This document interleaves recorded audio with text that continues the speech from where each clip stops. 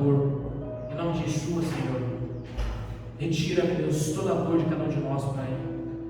E nos põe de pé, meu Deus, nos cura, nos salva, para a Tua honra e para a Tua glória, meu Deus. Sempre é para a Tua honra e para a Tua glória, Pai. Manifesta, Pai, os Teus poderes no nosso meio, em nome de Jesus Cristo, meu Deus. Oh, aleluia, Pai. E nós pedimos, nós oramos, nós buscamos também pelos nossos familiares, pelos nossos amigos, pelos nossos parentes, pelos nossos vizinhos, por cada uma das pessoas que estão ao nosso derredor, estando elas perto ou longe de nós nesse momento, Pai, mas não longe da Tua presença, não longe da Tua boa e poderosa mão, meu Deus. Cura-as, Pai, guia-as pelo Teu caminho, em nome de Jesus Cristo. É o que nós te pedimos nessa manhã, Pai, em nome de Jesus, e te damos graças, meu Deus. Oh, aleluia, meu Deus. Receba, Pai, receba, Senhor, as nossas orações, receba, meu Deus. Oh, aleluia, Senhor. Graças te damos, Pai, por mais uma vez estarmos reunidos na Tua presença, em nome de Yeshua HaMashiach, o nosso Messias. Oh, aleluia, Senhor. Oh, aleluia, meu Deus. Amém e amém. Glória a Deus, meus queridos. Pode se sentar, meus irmãos.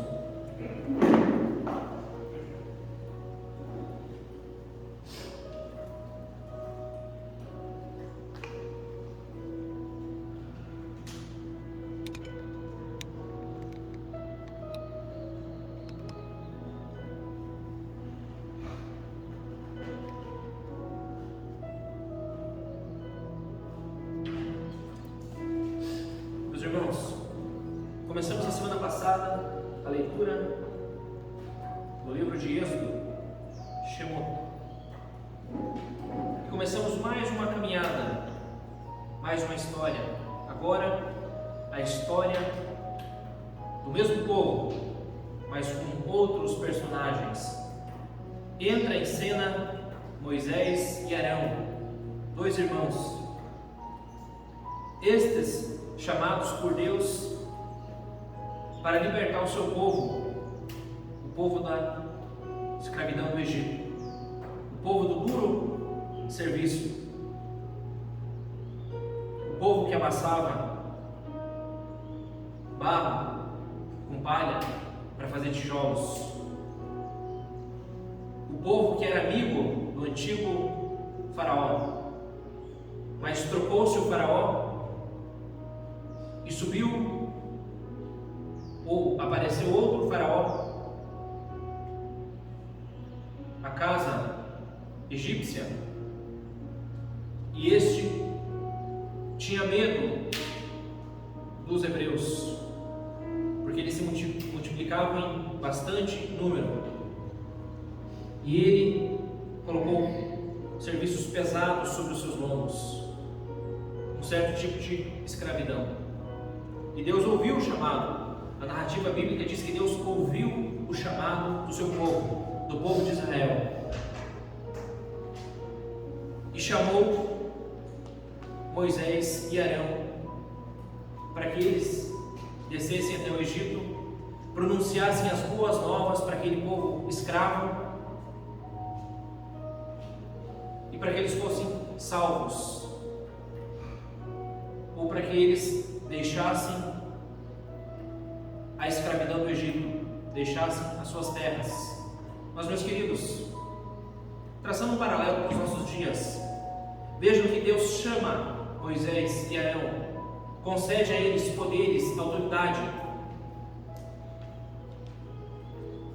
e palavras para que eles falem ao povo, ao seu próprio povo, aos hebreus,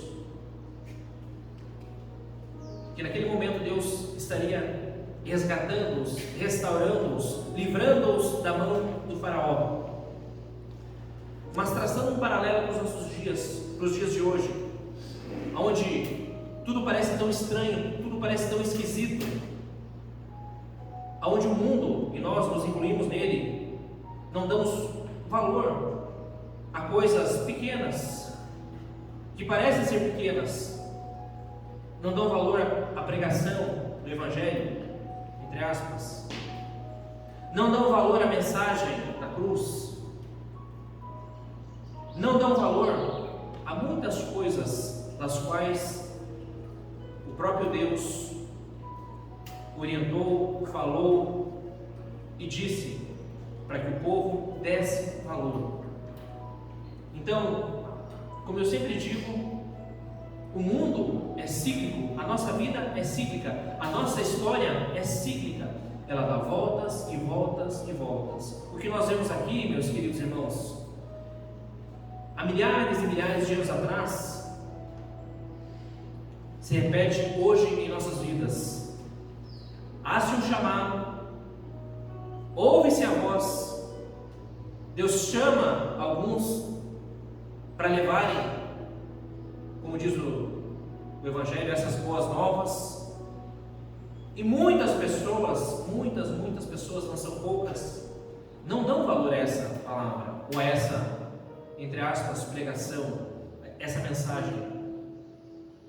Agem como se nada tivesse acontecido, agem como se fosse uma coisa normal, banal, apenas vivem o curso dessa vida, sem esperar chegar a um destino, a um ponto final, ou um ponto inicial. E eu não estou aqui condenando esse povo, eu não vivi entre eles, não sei o que eles passaram, mas vejo que Moisés vai ter com eles, Arão vai ter com eles, vai anunciar as boas novas. Para esse povo era assim as boas novas, era a libertação, era a passagem de saída do Egito para a terra prometida, para Canaã, e eles fizeram pouco caso. Você que trouxe a Bíblia, abra comigo lá em Êxodo, capítulo 6, a partir do versículo 1, Êxodo 6, 1. Disse o Senhor a Moisés: agora verás o que hei de fazer a Faraó, pois por mão poderosa os deixará ir, e por mão poderosa os lançará fora da sua terra. Falou mais Deus a Moisés e ele disse: eu sou o Senhor, eu sou Adonai, o Senhor. Apareci a Abraão, a Isaque e a Jacó como o Deus Todo-Poderoso, mas pelo meu nome, o Senhor, Adonai, não lhes fui conhecido. Também estabeleci a minha aliança com eles, para lhes dar a terra de Canaã, a terra em que habitaram como peregrinos. Ainda ouvi os gemidos dos filhos de Israel, os quais os egípcios escravizavam, e me lembrei da minha aliança.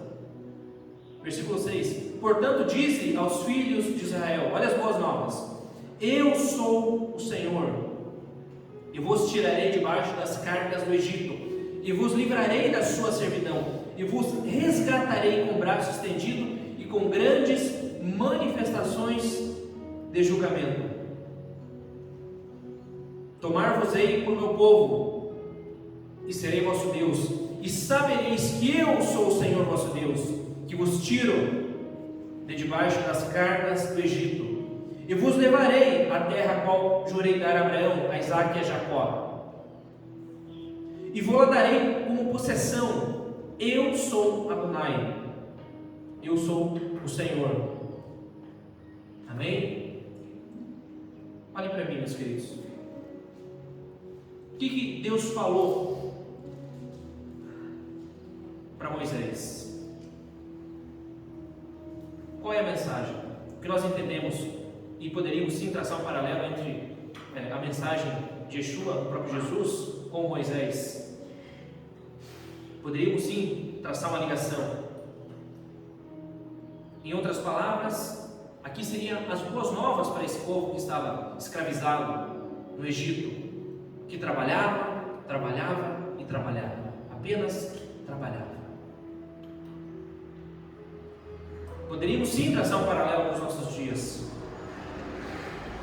E Deus diz para Moisés: vai até esse povo, anuncia que o mesmo Deus que apareceu aos seus pais, o Deus o qual eles, os filhos aqui, os filhos dos filhos, não conheceram, esse mesmo Deus que apareceu para Abraão, a Isaac e a Jacó como o nome, o Deus Todo-Poderoso, agora é o Senhor, é Adonai, é o mesmo Deus. Vejam que é o Deus de muitos nomes, muitas faces, mas a cada povo, a cada geração, Ele se manifesta da forma que eles possam entender.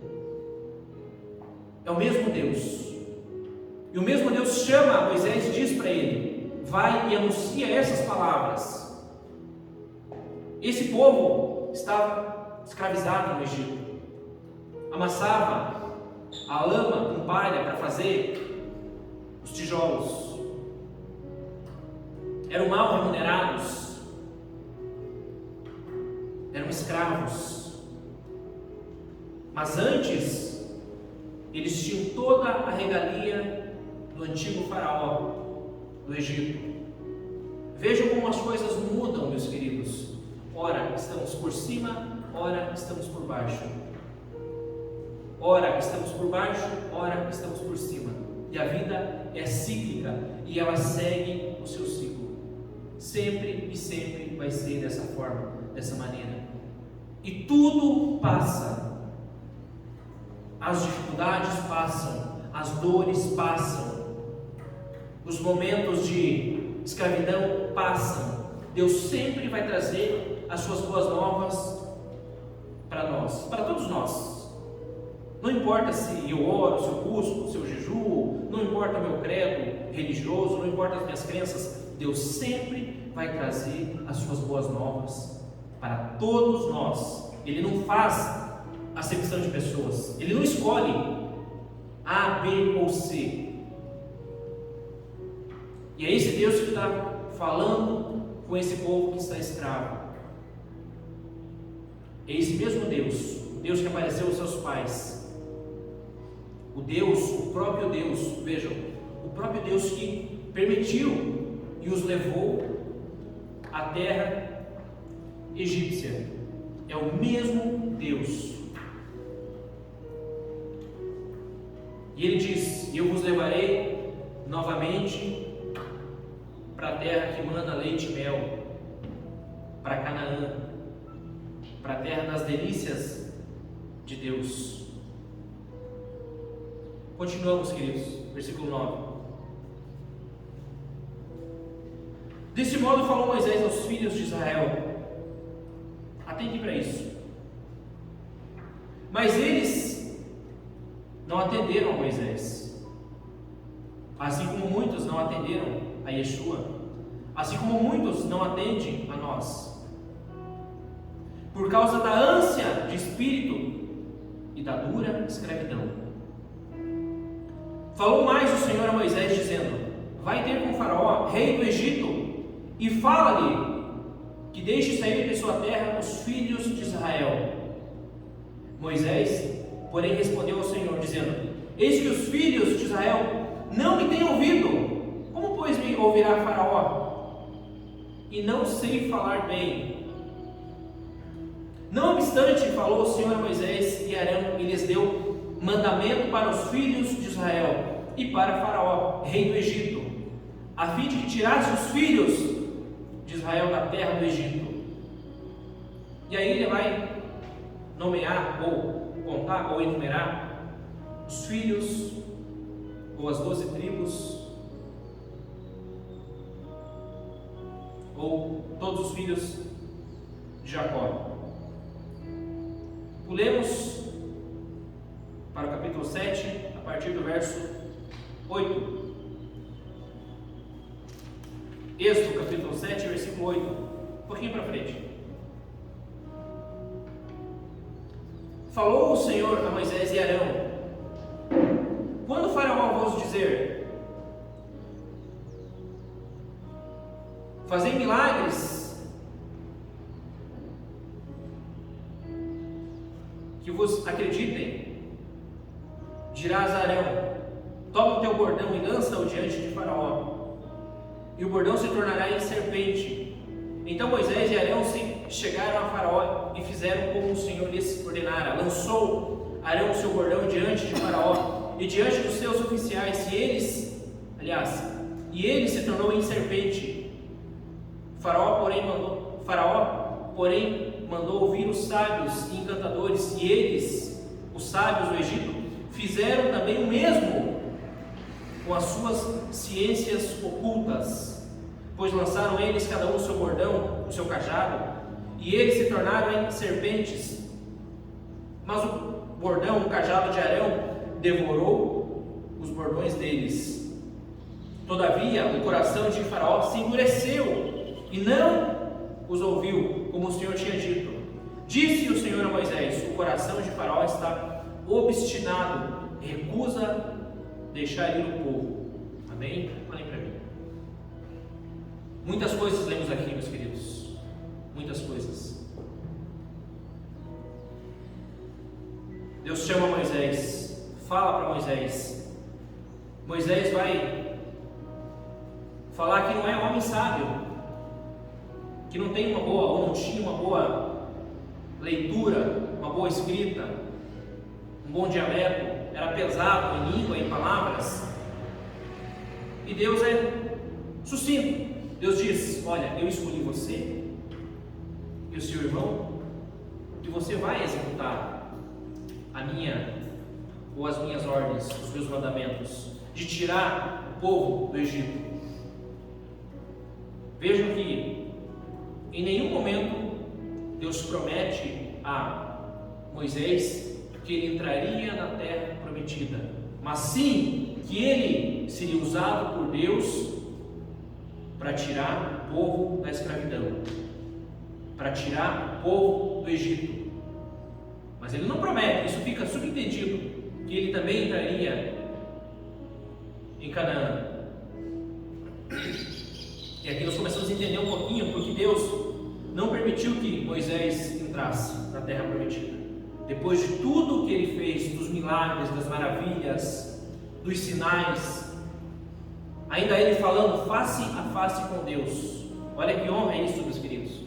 Mas a missão, a ordem para Moisés era uma e apenas uma: tirar o povo do Egito.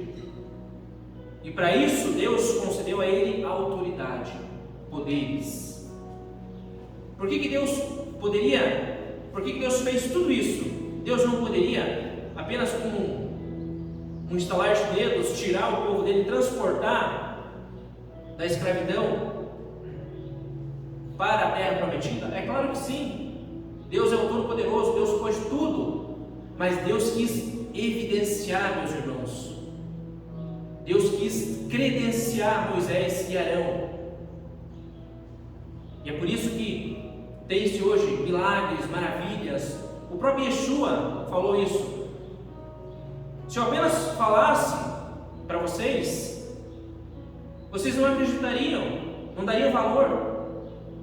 Mas agora Deus concedeu sinais, maravilhas, prodígios, milagres. É por isso que existem os sinais, para que se evidencie a mensagem que se está passando.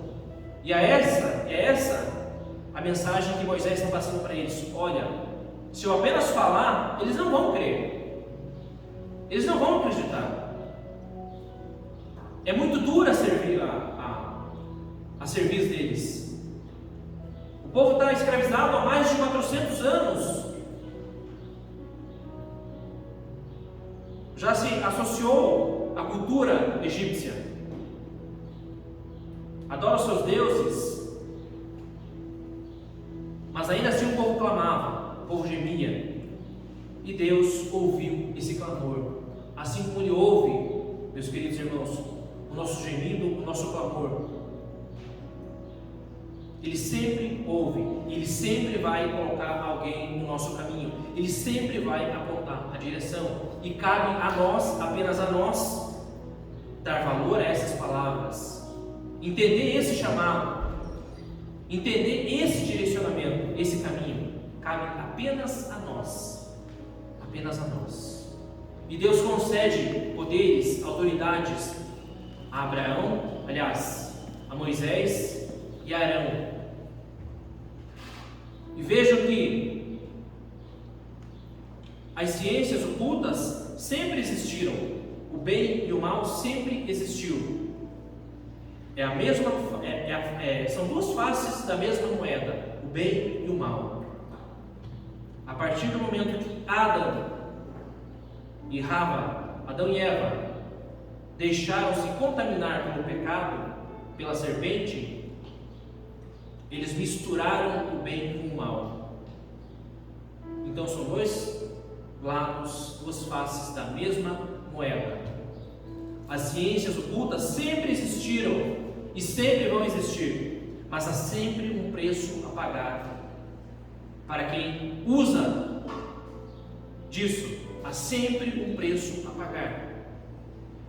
Veja que para que o povo e que o próprio faraó reconhecesse que Moisés estava falando a verdade, que não era apenas um simples homem querendo fazer justiça com as próprias mãos. Veja que Deus permitiu todas essas coisas, todas as pragas, que seguindo-se a leitura nós vamos entender: primeira praga, segunda praga, terceira praga, quarta praga, até a 10ª praga.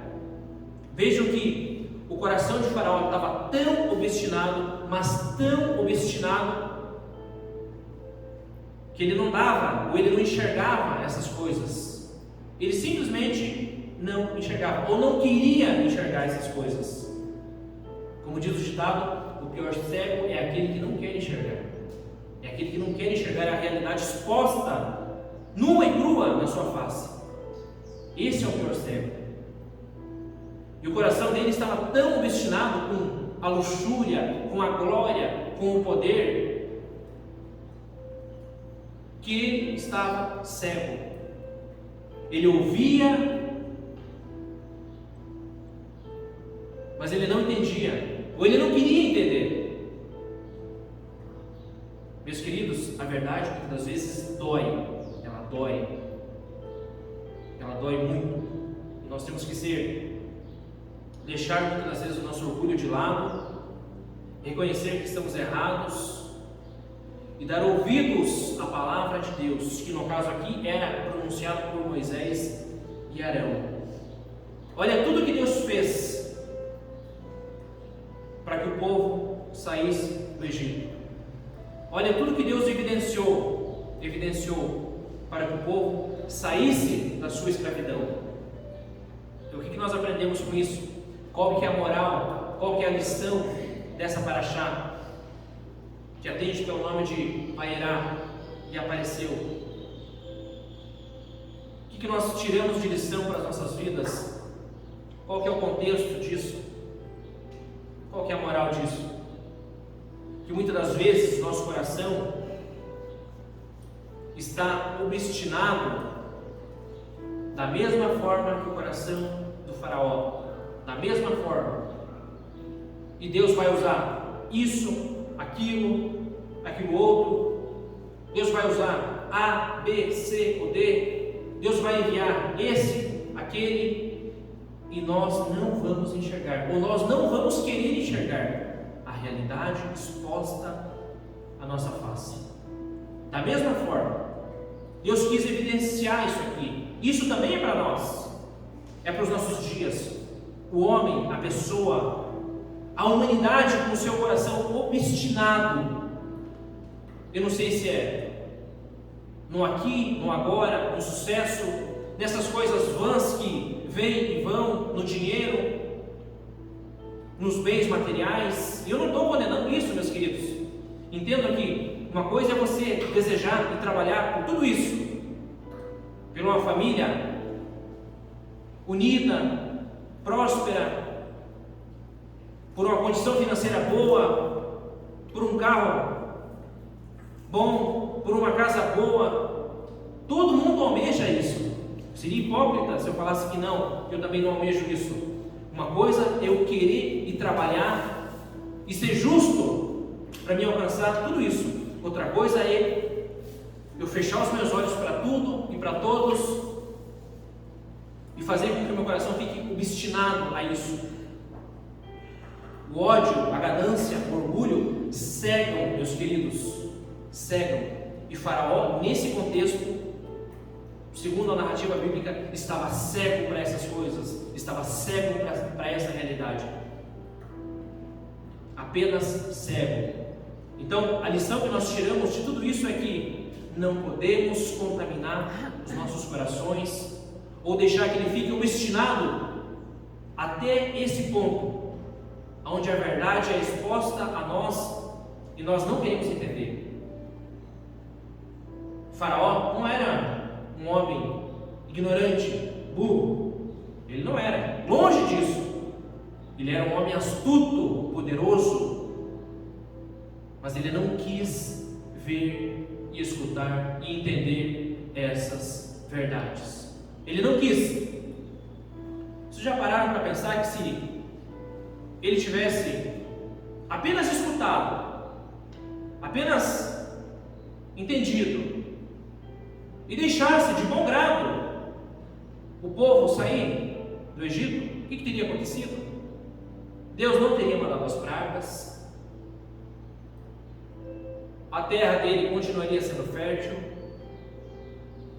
ele ainda seria o todo-poderoso daquela época, o rei, o faraó, tudo isso. Mas vejam que um coração obstinado, cego, fez com que ele perdesse tudo,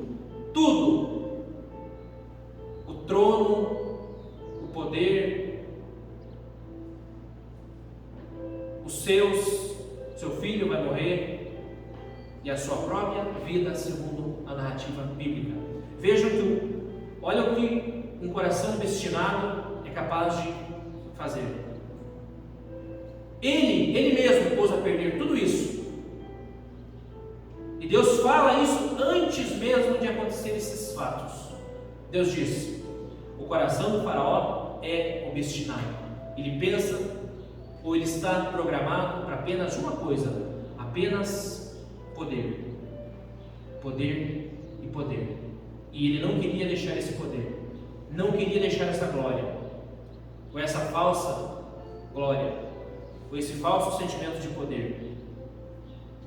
E é por isso que Deus fez todas essas coisas, maravilhas, milagres, acontecimentos e tudo mais. E é claro que isso aqui é muito extenso, e para cada uma das pragas tem-se um entendimento.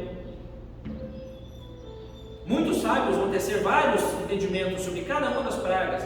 O que significa a primeira praga? O que significa o primeiro sinal? O segundo, o terceiro, o quarto, o quinto?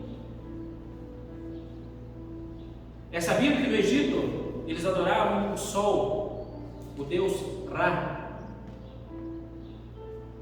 Eles adoravam o sol. E Deus vai justamente se contrapor a esses deuses com as suas pragas, para que ficasse evidente que apenas Deus e somente Ele é o Deus Todo-Poderoso, é o Deus capaz de mudar as nossas vidas, o curso das nossas vidas, e dar o final que nós precisamos, dar o final que nós merecemos. Vejam que a serpente, o cajado que Arão tinha em suas mãos, o próprio cajado virou uma serpente. O que significa? Qual que é o significado do cajado? Para que ele serve? Para se apoiar, para guiar. É aquele que nos guia, que nos dá, que nos leva à direção que nós queremos. Esse é o cajado, segurança. Mas o mesmo cajado, ele se transforma em uma serpente. Será que tem alguma relação com Gênesis, onde a serpente vai enganar Adão e Eva e vai tomar deles a autoridade? Acredito que sim. E tem vários e vários entendimentos sobre isso. Vários. Veja que o próprio cajado se transforma nessa figura, na serpente. O que a serpente significa para nós? Medo, morte, veneno. Vejam, é a mesma, são duas faces da mesma moeda. A bênção e a maldição sempre estão em nossas mãos. A bênção e a maldição, sempre. E nós sempre podemos escolher. E Moisés e Arão jogam o cajado. Por que ele joga? Por que Deus não faz uma serpente do mato ou qualquer outra coisa? Deus quis e sempre vai querer evidenciar a autoridade que Ele coloca sobre nós. Vejam que Moisés e Arão são homens simples, homens que não têm uma vasta inteligência, um conhecimento nato. Não, são homens pesados de língua, são homens que não sabem falar, são homens que até agora não tinham autoridade, mas nesse momento Deus está mostrando para eles e para todos que estão ao seu redor que a autoridade e o poder vem de fora, sempre vem de fora. É por isso que Arão jogou a sua vara e ela se transformou na serpente.